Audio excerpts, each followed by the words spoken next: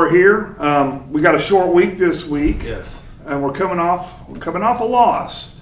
And I don't remember the last time that we were 2-2 in a district, but we're 2-2 by. I do remember. Well, I'm sure you do, but it's been a while. Yeah, it's been a while. But we're 2-2 by 8 points. Yeah. So 8 points is not a lot. So that gives me good feelings going forward. Sure. Because this particular week we're going to see a lot more teams. Someone's going to have to become not undefeated in our district, right? That's right. We got Putnam City playing Stillwater. Yep. We got Piedmont playing Southmore. Yeah, big week. So we're gonna start having, maybe not this week, but the next week we start talking about, okay, how's the playoffs? Because I need to schedule my schedule around the playoffs because I like to watch playoff football, and so that's coming. And so big week. We're 2-2. We're going into a team that hasn't won a lot. No. But let's go ahead and talk about all the good that happened last week. Let's go ahead and talk about that offense. Yeah, I mean, kind of going back to Stillwater week, you're saying last week, and to your point, a lot of things will shake up after this week in our district, and District 1, and then also District 2, the Tulsa district, if you will, the East Side district. Big matchups, with Muskogee versus Sand Springs this week. As you mentioned, Southmore versus Piedmont, PCO versus Stillwater. So you'll have a lot of shakeup, after this week, and kind of have a clearer picture of the playoffs. Kind of your point, 2019, was the last time that we've been in this situation. And so it's, obviously I remember, I know JJ remembers as well, a really, really good year, fun team, first semifinal team in 6A in Choctaw history. Yeah. A bunch of Choctaw legends on that team that really kind of paved the way for a lot of success that we've had since then. So I do remember that, and to your point, Matt, we had we're real close, but not close enough. So obviously any loss is disappointing. I get disappointed just like everybody does. Disappointed for our kids, disappointed for our program, all those things. But with that said, you got to take that information and get better. So I've used this on the show before. We don't want to lose the game twice. Meaning, hey, you lose, then you stay upset the next week. You got to bounce back and get better. And just find ways to keep improving. And we're 11 points away from being 6-1. And so that's kind of been the point to the team is saying, hey, can over the course of the next 3 weeks before we get into playoffs, can we find a way to have a 7-point swing? Can we get one more touchdown in the game, or can we score one more touchdown in the game, right? And obviously we all believe that we can. So that's kind of been the point, and obviously you hope to score more than that and give up less than that, but the margin of error sometimes is so close, and that's kind of where we've been, and we got to find ways to continue to get better and improve. But our kids are up for the challenge, our coaches are, everybody's extremely upbeat, and just focus on getting better because ultimately the goal is always to win the game, but the goal is to win the last game. Yep. And we still have that in front of us, so we're still marching on and, excited to continue to get better and take on those challenges and all those things moving forward. But yeah, I mean, we got to, find ways to, close out games and win. But with that said, really, really proud of our kids' fight. A bunch of, fourth quarter stops and, scores and all that kind of stuff shows a lot of grit from our kids and how tough they are. And, we tell them that, hey, you're champions, regardless of outcomes all the time by the way you conduct yourself. And so in that regard, really, really proud. But obviously we want the result just like everybody else does as well. Going back to, players of the game, we kind of jump right into. We'll start on the offense. Offense kind of got rolling a little bit late, in the game. And we went both touchdowns. A defensive guy that plays a lot of offense has done a really, really good job as of late. Dejon Green, was our first player of the game. Does a great job blocking the perimeter, had a big touchdown. Does a great job with the ball in his hands, direct snap to him. Just super athletic kid. One of the better players, in my opinion, that have ever played at Choctaw. And an even better person, great young man, super high character, team captain, and just does anything to try to win, and never wants to come off the field, special teams, offense, defense, will do whatever, and just really, really proud of D Green and the offense player of the game, Zaylin Matlock. Another big touchdown, on the fourth down. Came up big for us, and again, just tough kid. You'll see him score the football in a lot of different ways. Does a great job again with the ball not in his hands, blocking the perimeter. You'll see him return kicks, all those kind of things, and he's been a player of the game before and just continually shows up. Very electric kid, really finding his way in our offense and really starting to understand kind of the nuts and bolts of it, and the spacing and all the things that the complexities of the offense, and doing a really tremendous job. So offensive players game, D Green and Zaylen Matlock. All right. I don't disagree with that. I'm struggling getting all over the field and trying to see different things. So I saw, the Stillwater defense. They're weird. Sometimes they're lined up 3 yards off the line of scrimmage. It's that radar defense. Yeah, but it's weird. We got a couple freshmen on the line. Yep. I thought the line they're continuing to get better and better and better. But I really thought that Landon and the mayor, they hung in there because sometimes they got through. Right. And Mayer's taken a couple losses. He usually doesn't lose yards. Right. But he take a couple losses, but then he pops right back up and he takes the ball and I don't see him ever hesitate. He's like, there's not a hole there, but I'm going to hit it anyways. I'm going to hit it hard and I'm going to do my job. And I see the same thing with Landon. And I think the team has feeding off that a little bit. We're like, okay, we're going to do our job too, and so absolutely. I feel like some of the senior leadership that we have here needs to be celebrated. I think that's why we're a fourth quarter superstar team. If for some reason we're the best. If we could just bottle up fourth quarter and just pour it out for a whole game. But again, I guess that's what you're working on. Yeah, absolutely. Maybe the playoffs are going to be nothing but fourth quarters. Yeah, let's do it. But yeah, it's kind of your point. A lot of times I feel like we're really close on a lot of popping a few of those. And you may get toe tapped or shoestring tackled. All that kind of stuff. And it's like these games. Just like I mentioned, the margin of error is so slim, and just the difference between winning and losing is that slim. And we got to find a way to obviously cross that line and be able to get there. But with that said, I think I've mentioned this on the show before. It's like it's never as good as you think. It's never as bad as you think. Mm-hmm. And and I always say, whether you win these tight games or lose these tight games, it's like you're still the same team. Obviously, you want to come out on top. That's the goal, obviously. But as a coach, so I look at the collective mistakes, the collective good, the collective bad, and so you're just trying to make improvements based on it. But kind of to your point, we have to continue to be able to start faster than what we have, which historically we've been a very fast start team. And this year we have not. So that's something that we're trying to improve, but. Historically that has not been an issue for us, but this year it has. So we have to find ways to improve it. Yeah, the good thing, I like how our schedule's set up. Yeah. We have tougher competition in the front end, Right. which no doubt. I think helps prepare us long season for the long absolutely. season and for us to get ready for week 11. Yep. We have these next couple weeks to tune up some things, figure out some stuff to fix, get our flow going, Yeah, absolutely. and also get all our guys healthy, yeah. maybe put on some more weight, help us Yep. make that playoff run. Absolutely. And from being in the program, and that's what we do. We set weight gain goals for them. So not only are we, getting better at football, but we're physically getting bigger, physically, getting faster, and we're measuring and all those kind of things, getting ready for a playoff run. And so, trying to make sure by week 11 hits, we're as big as we can be, fast we can be, and technically as sound as we possibly can be. So all those things are still in front of us to try to continue to work through. But I feel it just like fans do. It's like obviously you wish you're 7-0 right now, but it's like you have two choices. Just like in life, you can sit there and curl up in a ball and cry about it, or you can find a way to get your way, out of it. And traditionally that's what we do. We're going to go fight our way out of it and find a way to continue to get better and move onward and upward, because I tell our kids, as long as the effort's there, we can fix the execution. And the effort's been great. Execution has not. So that's something we got to continue to refine and get better at over these next couple of weeks, as you mentioned. Well, and of course, it's not 1980s college football where you lose one game. Right, and you're done. Yeah, and you're absolutely. done. I mean, it's we stress the kids. It's like, what are playoffs? Well, playoffs are a tournament.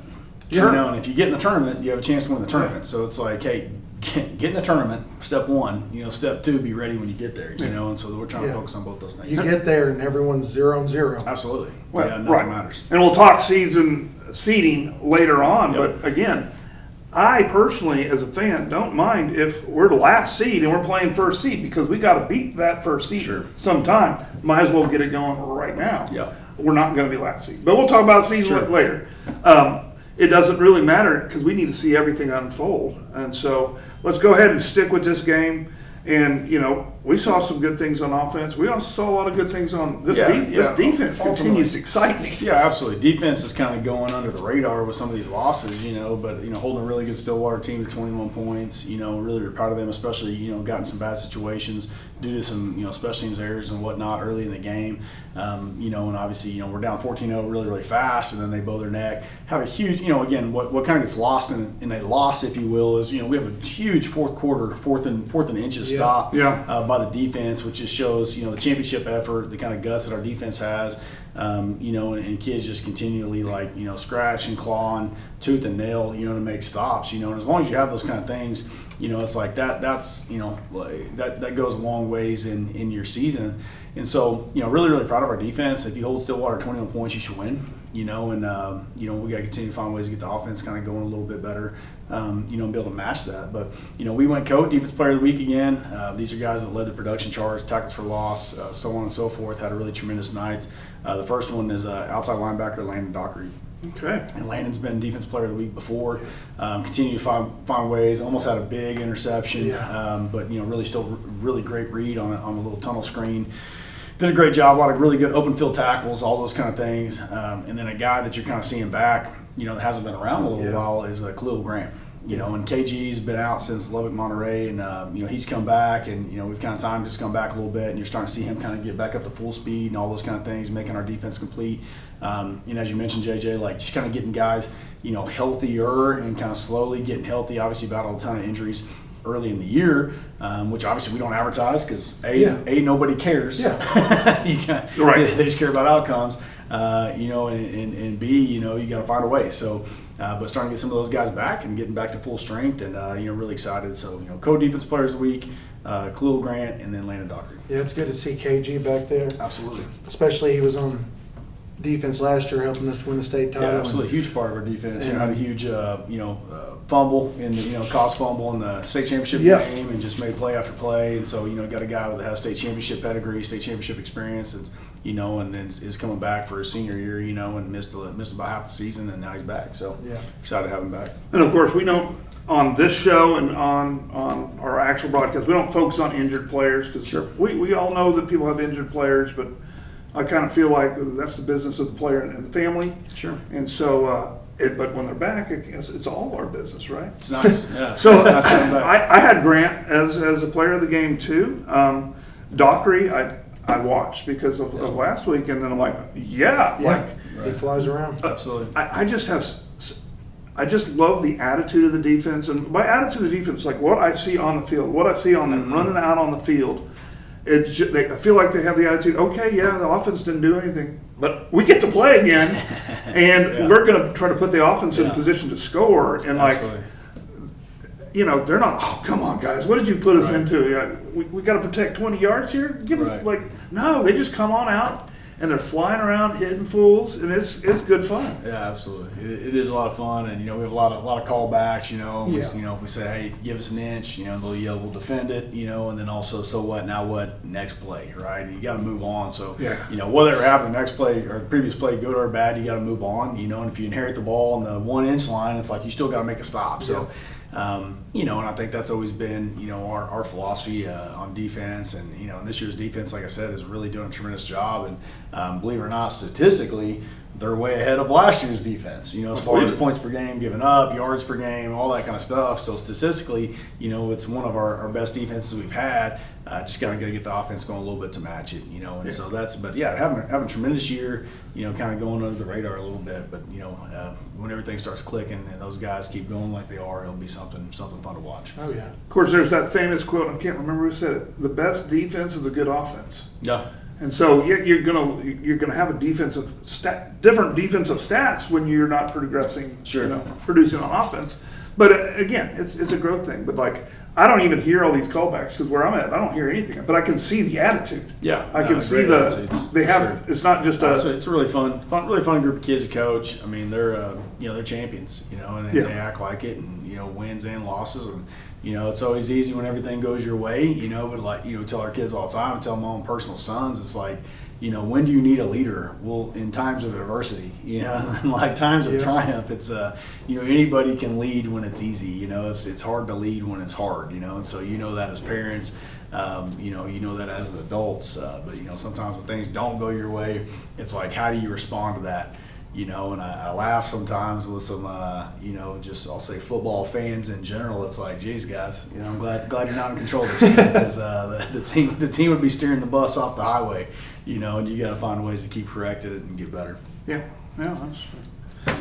So this week we have U.S. Grant coming in. We on do. Thursday. But never forget the special teams. We got to talk about Oh, special yeah. teams. I'm jumping ahead. Sorry, guys. Especially this point of the week, pretty easy. Freshman Dylan Gamble. Gamble! Yes. Yeah, coming through some really nicely placed kicks, and you're starting to see him like get a little healthier too. And does a great job on PATs, field goals, and you start to see him do a tremendous job on kickoff, just be able to help with ball placement, all that stuff. The more reps he gets, the better off he is. Really athletic kid, physical, strong, all those things. And it's been fun to like watch his maturation process throughout the year, and he's doing a tremendous job. Yeah, he has been. And just to clarify, Gamble is kicking it where the coaches tell him to kick it, right? That's yeah. that's the hope all the time. Yes. He's doing the play that's called. So like, why is he kicking it short? Because coach called it. Yeah. Why is he doing an onside kick? Because coach called it. Sure. Like he's He's doing a tremendous job. It's just not wild man football here. It's not wild man football. All right, short week, so a little bit goofy today. I'm sorry. Yeah. Okay, U.S. you were Grant. bringing up U.S. Grant. Yeah, they're coming in on Thursday. We're playing on Thursday night instead of Friday. Okay. So hopefully we get a good home crowd. It's Yeah, Spirit absolutely. Night for us too. Yep. We have it's Little League cheer night, right? Yep. Absolutely. And we have 4th and 5th grade that are running out with us. Yes. So it'll be a big night. It'll be really cool, and so it's fun to watch those guys, and we enjoy having the little Spirit crew and the little guys run out and all those things. So excited to be back home. Again as always at Bill Jensen. And hopefully have a tremendous crowd on Thursday night. Yeah. Coach's hot takes. You want to get into those? Let's do it. Yeah. Let's do All it. right. You talk about offense and defense. Which is harder to coach? Man, I don't know. It's tough. I personally, obviously, and maybe I don't know. It's like I maybe enjoy coaching offense better because I feel like obviously where the ball's going to go. But defensive football, like when you're sounding your run fits, and everything is just everyone's gapped out and everything. Yeah. It's so it really is really pretty to watch. When every single thing's just boom boom. It's boom, like a boom. painting. It's a Yeah, masterpiece. absolutely. And so they're both fun. I think that's what makes football fun is just the chess match of it, and the kids executing and all those kind of things. And so, more difficult, I don't know. I think they're both present their difficulties, but both of them a lot of fun for sure. All right. Here's my hot take. What time of year is your favorite time to coach? Favorite time to coach? Is it summertime or is Playoffs it easy? Yeah, It's playoffs. time. Okay. Yeah, like All right. what we're starting to get into. I mean, when the I say, when the weather turns cold, the helmets get more gold. Oh, that's, yeah. Hey, that's I'm, what we've lived by. I'm already So ready it's, for playoffs. Got the head shake. He's debuting early. Hey, Hey, playoff mode. We're getting ready. We're making that run. Absolutely. So no, it's definitely when the weather turns, that's when it becomes real, and so Yeah. the rest of the time in high school football is a little bit different. Obviously, you got to go for seeding and stuff like that, but as you mentioned, like nothing really matters, until you get in the big games and the playoffs, and so by far, 100%, that's what's most fun. Yeah, favorite time. Absolutely. First week of for December. me, I'm not sure. I'm not sure that I can't decide because I really love the first day of practice.